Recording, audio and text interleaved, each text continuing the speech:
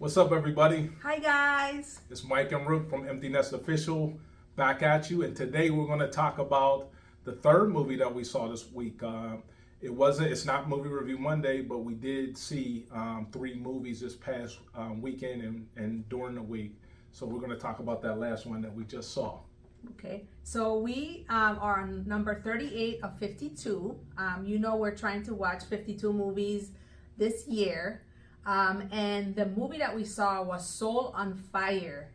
My rating for it was 8 out of 10. My reason for giving it an 8, and I was back and forth between giving it a 7 and an 8, but eventually decided that it was worthy of an 8, only because the message was that profound. The message was inspirational. It was motivational. It was based on a true story of a young boy by the name of John O'Leary, who was faced with something tragic in his life. And to be honest with you, the movie really touched me. There were moments in the movie where I felt a strong connection with different things that were occurring, different things that have happened in my life that I could relate to. And so for that reason, I would recommend watching the movie, whether you watch it at the movie theater or you decide to watch it at home. It is one that I will keep in my library and will go back and watch again and again because it was profound. It did have a really strong message, and it's worth a watch. How about you, babe? I'm torn. I agree with some of her points. I think that, I agree with all of your points. I think that it was a profound movie. I think it was a movie about recovery. It was a movie about strength. It was a movie about resilience. So it was a feel-good movie. So it's hard to knock a feel-good movie. However, I did give it a 6.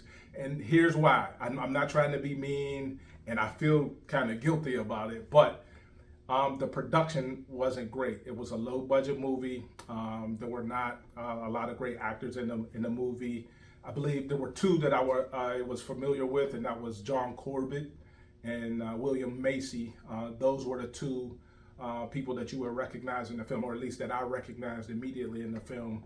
But the other actors, I didn't really know. And I just thought from an acting standpoint, it wasn't that great, and it was a low budget film, but definitely a feel good movie. So if you're inspired by that type of movie and you like to go to the theater to see a movie like that, then definitely go. But for me, this is one that I would probably watch at home instead of going out to the theater.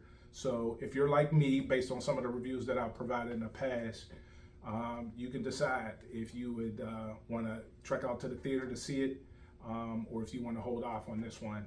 But it is a movie that you will think about some of the parts of the movie and some of the themes you'll carry with you well after the movie.